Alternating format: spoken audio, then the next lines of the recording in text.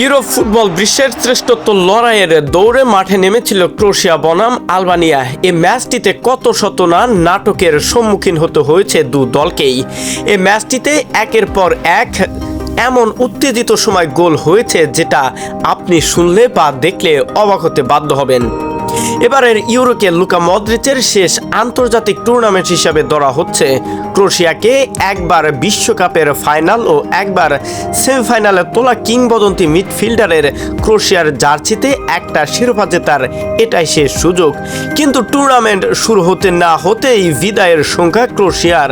স্পেনের কাছে বড় হার দিয়ে আসর শুরু করা দলটি এবার আলবানিয়ার বিপক্ষে এগিয়ে থেকেও জিততে পারেনি এদিন। প্রথমার্ধে 1 গোলের লিড নিয়ে মাঠ ছাড়ে আলবানিয়া। দ্বিতীয়ার্ধে গিয়ে পরপর 2 মিনিটে 2টি গোল হজম করতে হয় আলবানিয়াকে। কিন্তু শেষ পর্যায়ে গিয়ে যোগ করার সময়ে 6 মিনিট যে অ্যাডেড টাইম ছিল সেখানেই ঘটে মূলত দুর্ঘটনা। আলবানিয়ার বাম পাশ থেকে স্ট্রাইকারের করা গোলে সমতায় ফেরে আলবানিয়া। একের পর এক আক্রমণ ঠেকাতে দিন ব্যস্ত ছিল আলবানিয়ার ডিফেন্ডাররা। দ্বিতীয় হাফে গিয়ে একের পর এক ক্রোয়েশিয়া আক্রমণ বাগ এতটাই শক্তিশালী করে তোলে যেটা সামলাতে হিমশিম খাচ্ছিল আলবানিয়ার ডিফেন্ডাররা। এই ম্যাচটি আসলে এতটা উত্তেজিতপূর্ণ ছিল যেটা বলার আর বাহুল্য রাখে না।